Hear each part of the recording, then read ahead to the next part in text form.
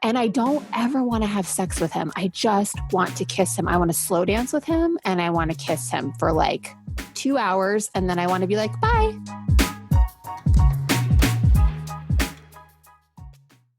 Shh. Welcome to the Secret Life Podcast. Tell me your secret. I'll tell you mine.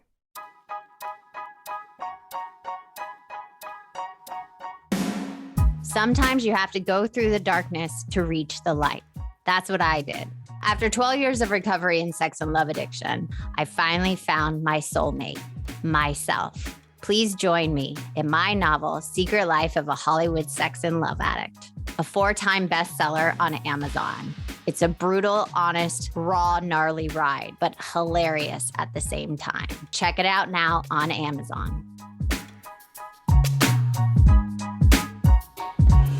Welcome to Secret Life Podcast. I'm Diane Davis-Gant, and I will be pulling back the curtains of all human secrets. You know, those things we hide from ourselves and others that we're ashamed of, or we're just completely embarrassed. You know, the how, what, when, where, why of it all. Today, my guest is Diane. Now, Diane, dun, dun, dun, what is your secret? My secret is that I am married and I've had emotional affairs within my marriage and also in previous relationships. Okay. Oh, wow. Okay. So much to delve in this situation. So and in preparing to talk to you about this secret that I have a lot of shame about, because, well, one of the things that feels so shitty is that I am like 1,000% sure that my partner has never done this. It's just not in his nature. And so, so that brings up a lot of shame, but I was thinking like, why am I doing this? And I can actually trace it back to like almost my very first relationship. And I think what it's about for me is I'm a runner and I ghost, like before ghosting was a thing, like that's what I would do. And so my relationships never have a clean, clear ending, right? There's not a clearing of like, I am me, you are you, this happened, and now we're both moving forward. It's always this like vague, I'm not going to call you, or you're not going to call me, or I'm not going to show up, or you're not going to show up. And so then subsequently in the next relationship, I am not past the previous last one. Right. So you lap them, you've overlapped them. Yeah. And I would do it for years, you know, because I'm not like, I hate dating. So there was never like, so there'd be these huge gaps where it'd be like for 4 years, I'd be pining over this one and then I'd get that one, but then I'd still be thinking about this one. And then, I don't know if you want me to go into like specific stories. Yeah. I mean, when's the first time you did it? Like what age? Like, do you remember that situation where, and what did it entail? Did you call? Did you like? Yeah. Geez. Well, now that I'm thinking about it, those things back when I was like a kid, it wasn't so much emotional affairs. It was just more, just only in my brain. Just like, wow, I am with you, but I am constantly thinking about this other person. And there'd always be this anxiety of like, oh, if Matt came back, would I be like peace to you? And then I think the first time that it really hit was I was engaged to be married like really soon, like 2 months before my wedding. And my first love contacts me out of the blue. And I was like, it scared me so much. And like, luckily, like, and that's the other thing is like, you know, they say like, there's no such thing as a bad feeling, right? Luckily, like this guy, I think he had just gotten married, right? So he wasn't like hitting me up like, I miss you and I need to talk to you and we need to figure this out. But the fear was if he had done that, I was like, I think I might have like left. Wow. Which was like, are you kidding me? Like after dating this person for multiple years and like loving him and so I think that was sort of but even then that wasn't necessarily an emotional affair. But like what's been happening now is it's someone who I actually we were friends in our early 20s and we both really liked each other, but like, I don't even know what was going on his end, but on my end, he was a little bit of a bad boy.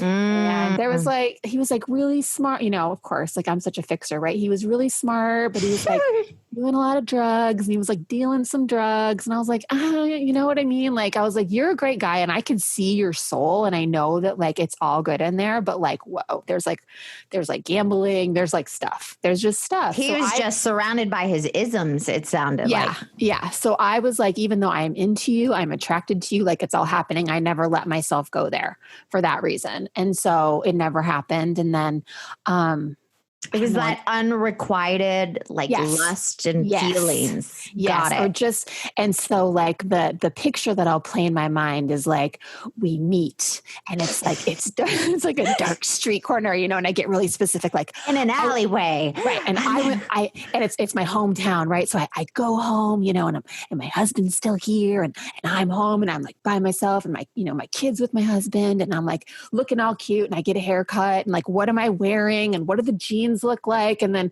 you know, we're going to meet under this like spotlight and like somehow there's going to be like music playing. Of course. And I don't ever want to have sex with him. I just want to kiss him. I want to slow dance with him and I want to kiss him for like 2 hours. And then I want to be like, bye. Because the truth is, I don't want to have an affair with this person. I don't want to sleep with this person. I don't want to leave my husband for this person. So anyways, long story short, he will like contact me on Facebook and he'll just be like, I'm just what you want to hear, right? You're so beautiful. I don't know why I never kissed. Like I should have kissed you and I should have like all of it. And he will go on for days. If I let him. Is he in a relationship also? Yes, is he married with kids? No, they never had kids, but he has he has like a stepdaughter that he helped raise. Oh my gosh. But they're committed. I mean, even in this last round, he started talking about, it sounds like he's stepping out. They always make it sound like that. They always do. You just never know. You never know because people say things. It's like, you don't want to live in reality. So we make up these fantasies and we use other people to get out of them. And I think it's really important that you said you didn't want to sleep with him because that to me is a full blown like fantasy almost of childhood to me. You remember like for me, and I share this a lot, like the first time I cheated on or had an affair, it was when I was in 7th grade and a boy kissed me in a closet while my other boyfriend was like, and it was I felt like going up my arms and I have been chasing that high my entire life. It's that first moment of like love lust. Right. Like we're connecting on this level instead of a different level. Like it's a very specific and you can't repeat that with the same person ever. No. Ever. So even if you did do that romantic alleyway running towards each other with the light shining perfectly. Right. As soon as you probably started kissing him, the reality is you'd be like, he's not a great, you know what I mean? Right. Yeah.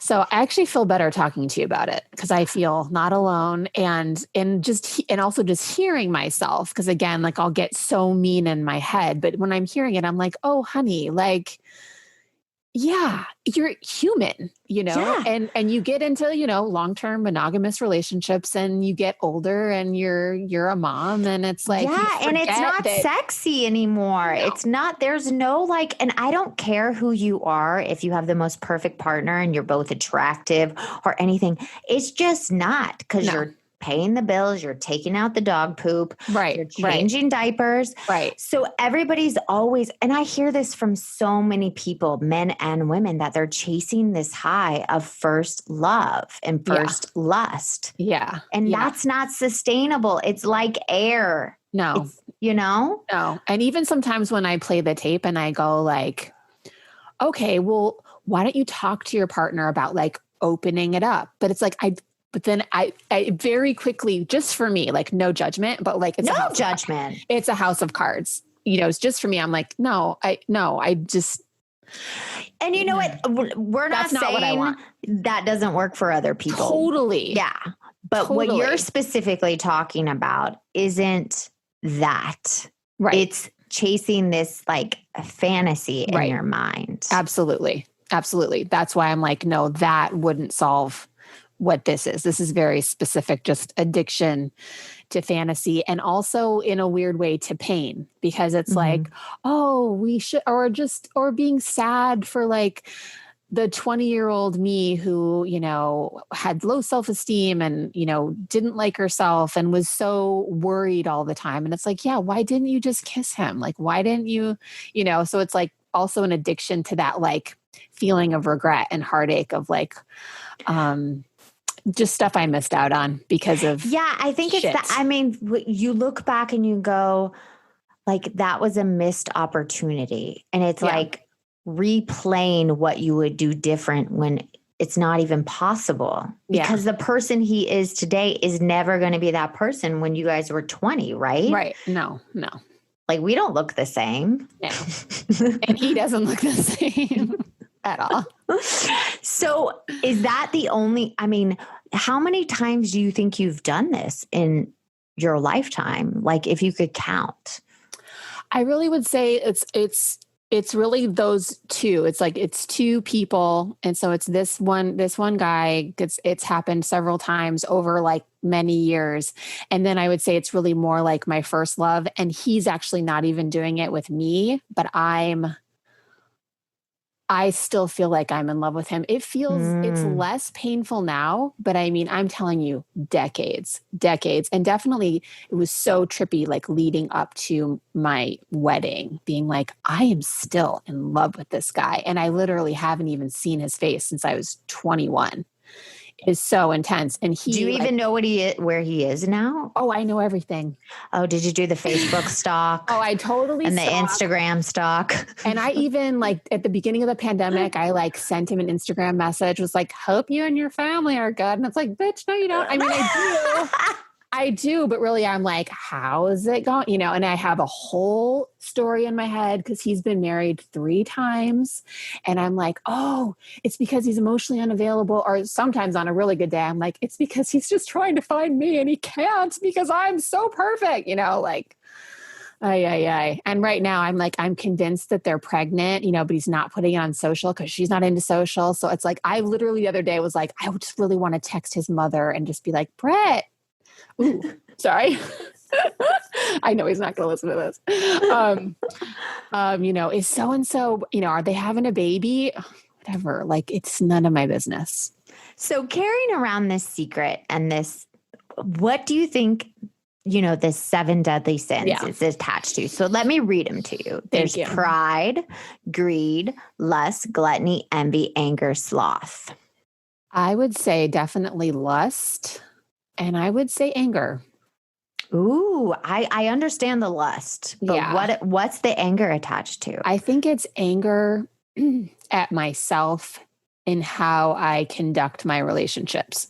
So I'm angry that I don't say what I feel and, that I don't go there, that I don't, out of fear of confrontation, I'll just not have the conversation. Out of fear of confrontation, I will just leave the relationship.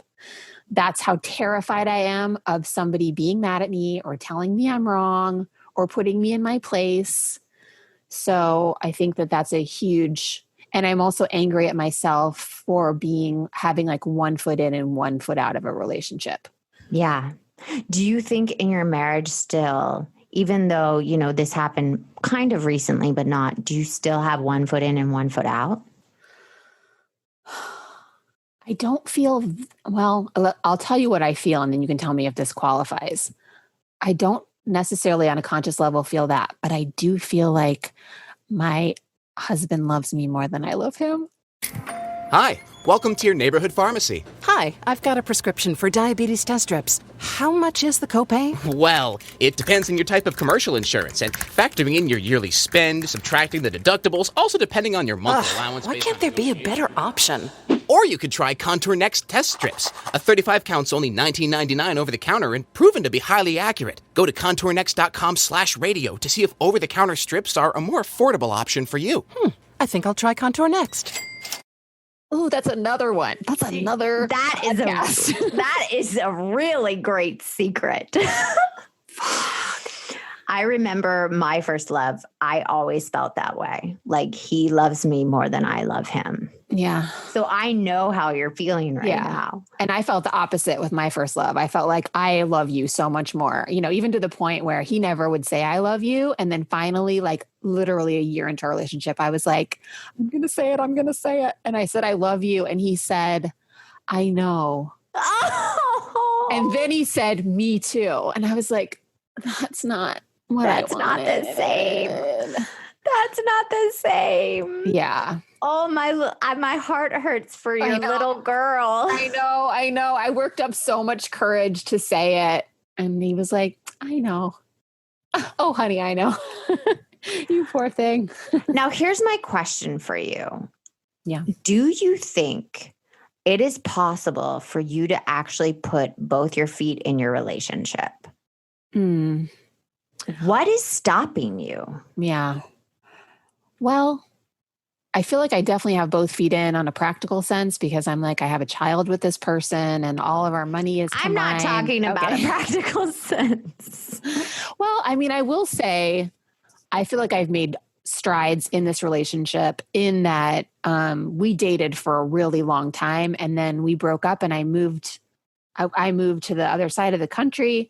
And I remember that's when I realized that this is a thing I do, that I'm like half in and half out. And what was funny is then, of course, right, he's my mirror. So then I was blaming him like, well, you weren't, you wanted to renew your lease with your best friend and you weren't talking about us moving it, so I was totally deflecting. And then when I left, I realized, holy shit, like I'm actually doing it more than he's doing it. And so he's just mirroring my own behavior, which is like, I think I like you, but I don't know.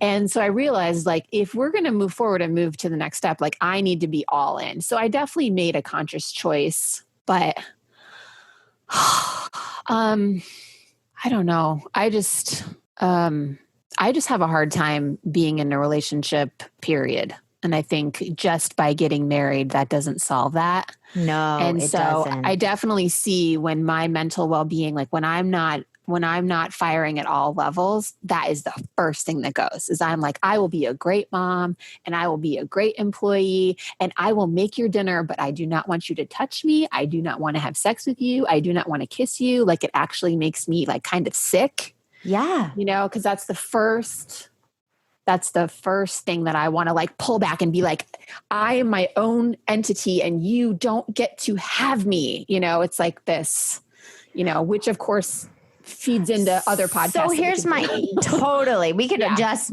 talk about this all day. But my other thing is like, well, for me, just so you know, like if I am emotionally invested in you, I don't want to have sex with you. Like that's just, and when I'm not, there's this like dirty and like wrong and it's a secret and that I could not connect the intimacy for me and my therapist told me like the intimacy is not about sex. It's about the whole thing. Right. So for me, it was a lot of work, especially in a long-term relationship. My husband and I have been together for 15 years. Yeah. Like it's work. Yeah. Yeah, I know. For me with like the whole sex thing, because I'm a little bit like a sex avoidant. Like I'm like, it feels like how people like, I actually love to work out, but I know the majority of people don't. But then whenever you do it, then you're like, I'm so glad I did that. So that's kind of how I feel about sex. Like before going, I'm like, oh, no.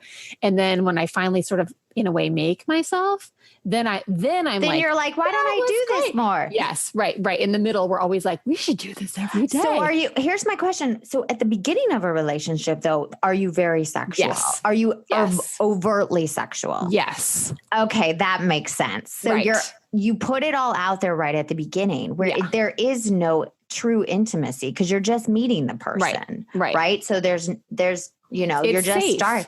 It's safe. And then the closer you get to commitment, then you become a sexual anorexic. Yes. Where it's like, Yeah. Like I'm like, why? Because you know me. So like, why would you ever? Like, that's so gross of you. Why would you love me? Because you know me. You know all this like terrible stuff, or whatever it is, all the stuff that I don't like about myself. I'm like, ew. Wow. So it's all attached to self-love if you look at it. And also like, and this is kind of like mother wounds. And like, I didn't have a lot of like nurturing well, actually the nurturing I got was actually too much. It was very overbearing. Like I always felt like my mother was like trying to swallow me. Mm-hmm. So sometimes I equate love and care with it. It almost feels like I'm being molested. Well, I say I call it as a raping of one's energy. Yes. Like there's like a taking of someone else's energy, and a parent doing that to their child is very, first of all, scary. Not safe. No, there's no boundary. Mm-hmm. It's like, I literally didn't know what would happen if I just like let go and like let her be my mother. Well, it didn't feel safe. Yeah. So, and that's why I have a hard time in therapy too, because they'll be like, oh, and then that, and it's like, it makes me feel violated by the therapist. And then I'm like, fuck you, and then I quit. then I stopped going to therapy. Right. So who do you think this, emotional affairs, 1 foot in, 1 foot out, helps and harms? I don't think it helps anybody. This is hard. Yeah, I've thought about this. I mean, it probably harms my relationship. It's hard for me to even admit that. That makes me feel really bad. And I've thought about like bringing it to him and just saying like, this is a thing I'm doing, but I'm scared because a dynamic we have in our relationship, and I'm as much to blame as he is for this, is there's a little bit of like a teacher student.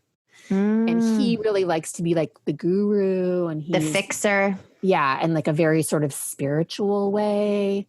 And so I almost think that part of why I do this is to feel powerful. And like, I have this thing, motherfucker, and you don't know about it. And I'm not really going to do anything, but like, I'm going to think about it a lot, like I have cheating dreams all the time, like all the time.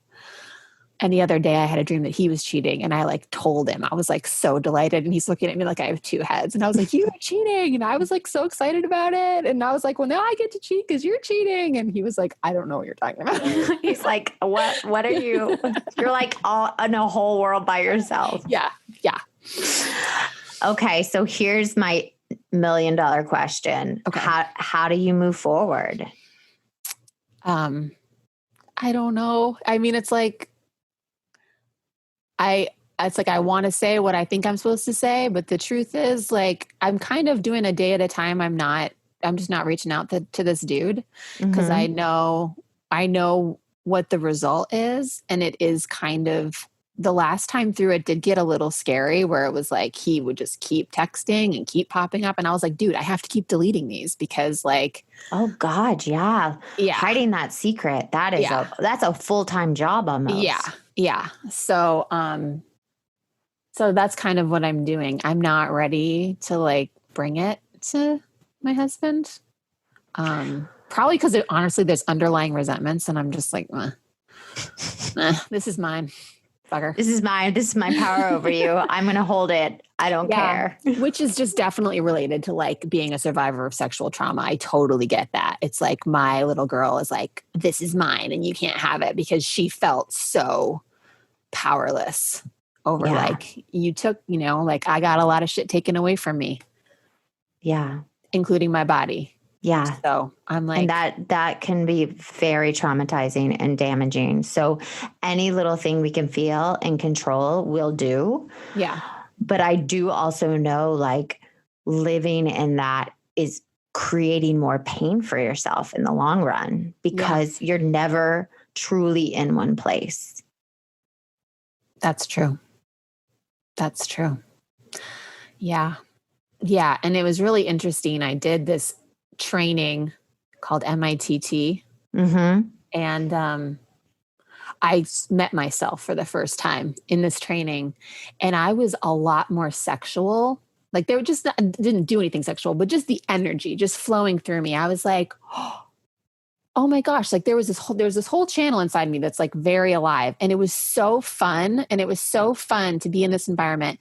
And my husband was not there, and like nothing happened. It was but it was experiencing the freedom to have that energy and to feel sexy and to feel desire and not feel any shame around it, because it's this very like emotional processing. Everybody's stripped down. Everyone's defenses are gone. Like it's probably the most intense sort of social emotional work I've ever done in my life.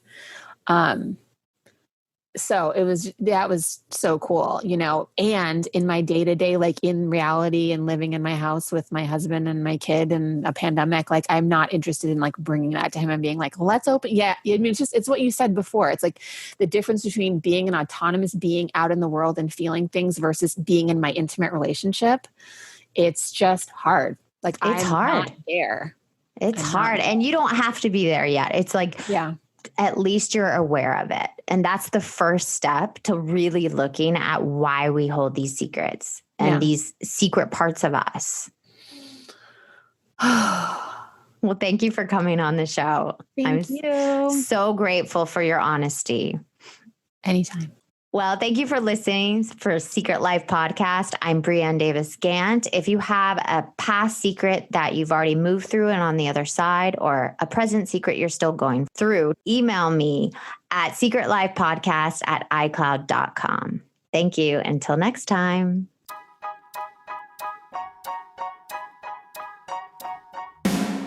Thanks again for listening to the show. Please subscribe, rate, share, or send me a note at secretlifepodcast.com. And if you like to check out my book, head over to secretlifenovel.com or Amazon to pick up a copy for yourself or someone you love. Thanks again. See you soon. Hi, welcome to your neighborhood pharmacy. Hi, I've got a prescription for diabetes test strips. How much is the copay? Well, it depends on your type of commercial insurance and factoring in your yearly spend, subtracting the deductibles, also depending on your monthly allowance. Why can't there be a better option? Or you could try Contour Next test strips. A 35 count's only $19.99 over the counter and proven to be highly accurate. Go to contournext.com/radio to see if over-the-counter strips are a more affordable option for you. I think I'll try Contour Next.